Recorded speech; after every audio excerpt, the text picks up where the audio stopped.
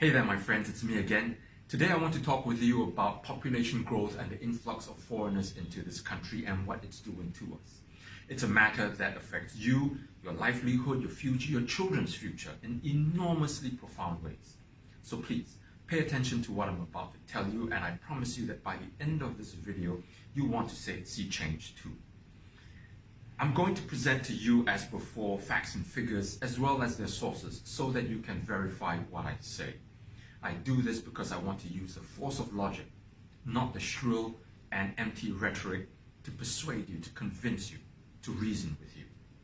So let's get started. 2018, last year, marked a very important year. As the proportion of Singaporeans less than 15 years old fall and that of older Singaporeans increase, 2018 marked the point where the two were equal. As you can see, if we extrapolate the trend, the elderly percentage of the population will, by 2030, balloon to twice that of young Singaporeans. Why is this important? Such a fast-growing population would, in Mr. Lee Hsien Loong's words, bring about profound problems. His words, not mine. Now, I want you to remember this because I'll be coming back to it. How did we end up in such a dangerous position? Two factors. The first is the low birth rate. It has been declining through the years.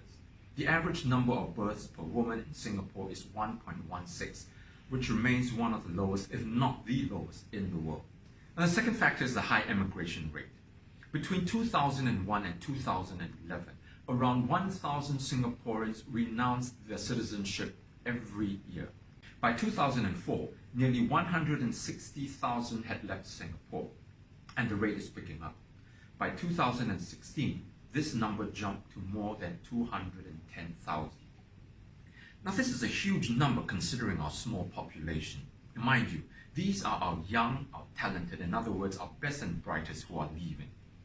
Let me cite you a few more statistics that will really wake you up. A survey done by the Singapore Polytechnic found that 6 in 10 Singaporeans, that's right, 60%, between ages 15 and 35, are looking beyond Singapore to achieve their dreams.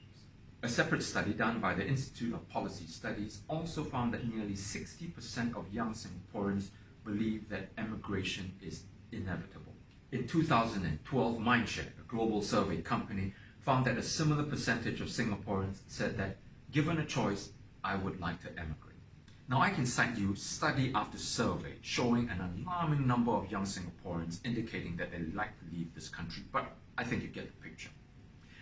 The double whammy of a low birth rate and a high emigration rate is what's causing our population to shrink. This question that's screaming to be asked is, what's causing this phenomenon? As it turns out, the answer isn't complicated.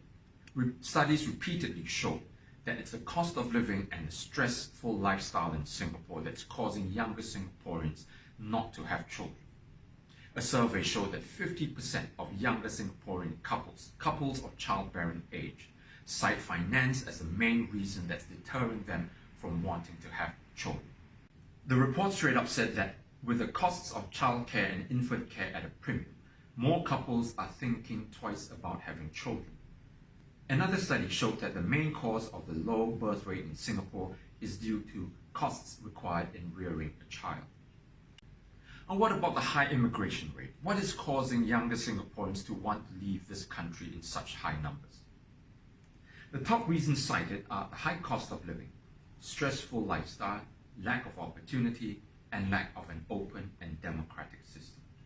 Now let's look at each of these reasons in turn and see what the PAP is doing about them. First, cost of living. Incredibly, the government is making living expenses in this city that's already the most expensive in the world even higher by raising prices on a rash of items. In the future, it's going to raise the GST from 7 to 9%. 2. Singaporeans are already leaving this country in droves because of the stressful lifestyle in an overcrowded city. The PAP's response opened the doors to even more foreigners, and then encourage everyone to steal everyone else's lunch. In 1993, Goh Chok Tong said that a 4 million population was a comfortable figure. In 2007, Ma Bao Tan proposed 6.5 million. In 2013, Lee Hsien Loong upped it to 6.9 million.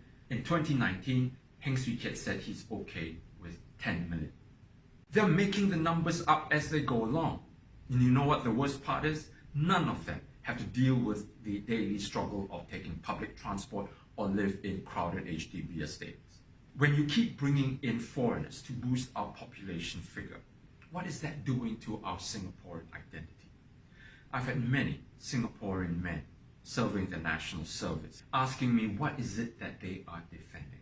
What exactly are they dying for?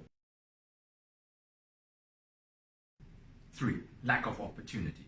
Foreign workers are not only making this island even more crowded, but they're also unfairly competing for our jobs. In 2017, some 250 local companies were placed on a government watch list for not doing enough to hire Singaporeans. This number jumped to 500 in 2018. The number increased to 610 this year before coming down to 350. Now, these firms deal primarily with occupations ranging from architects to engineers, IT, business professionals, and other managers. In other words, PMETs. Now, I don't have to tell you that there are many PMETs, including senior executives and high-profile professionals who have had to resort to driving taxis and grab cars in order to make a living. Now, don't get me wrong, there's nothing wrong with driving taxis, but this situation demonstrates how toxic the PAP's immigration policy has become. Look at this. 75.8% of all retrenchments last year were local PMETs. This is the highest level since such data was first published by the Ministry of Manpower in 2006. Now, folks, I want to be absolutely clear. We are not a xenophobic people. Mr. Heng Swee Keat recently said that Singaporeans need to be open and understanding of foreigners, whether immigrants or workers and students from other countries. Now, that's a strawman argument. A strawman argument is where one refutes an argument that your opponent is not making. In this instance, we're not against foreigners coming into Singapore. We welcome foreign workers, and when they're here, we treat them with respect and graciousness. What we are against is the overly lax immigration policy that the PAP is imposing on us for its own political agenda, a policy that's hurting us Singaporeans.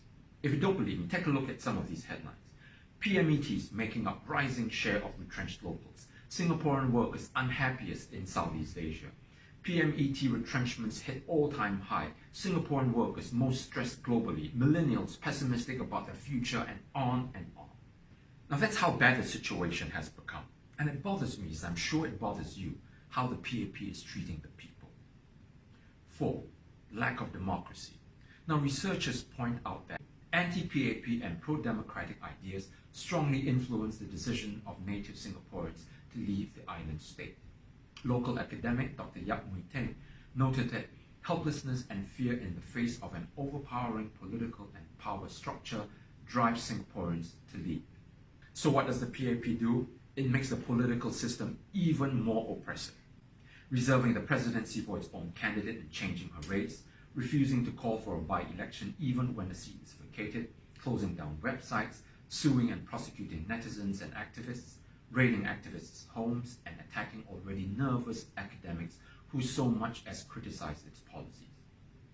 Now, can you see the profound problems that Mr. Lee warned us about are entirely of his own creation? And his actions are making them worse.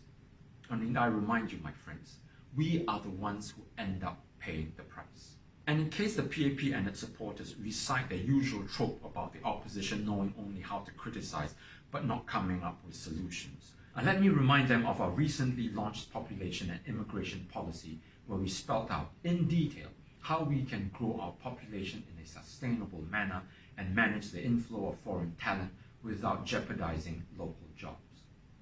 Now, in the interest of time, I won't repeat them here, but I encourage you to go to our website at yoursdp.org and read our policy. My friends, we cannot go on like this. Our country cannot sustain another 5 years in this direction. We must change. I don't have to tell you the gravity and the urgency of the situation. But if we are going to bring about change, positive change, change for the better, then two things must happen. First, the SDP must run a compelling campaign in these elections. On this, we pledge to give our all. Two, you must do your part to support the SDP, to support this campaign. Please donate and volunteer. Now, I've always taken pride in persuading our people, not pandering to your fears. And it's taken me not years but decades to do this, but it's been worthwhile, because anything that's worth changing is never easy. And yet change we must. So my fellow Singaporeans, please answer the call of our nation, the call of a free and democratic Singapore. Donate and volunteer. You are our country's hope. I thank you in anticipation, and until then, take care.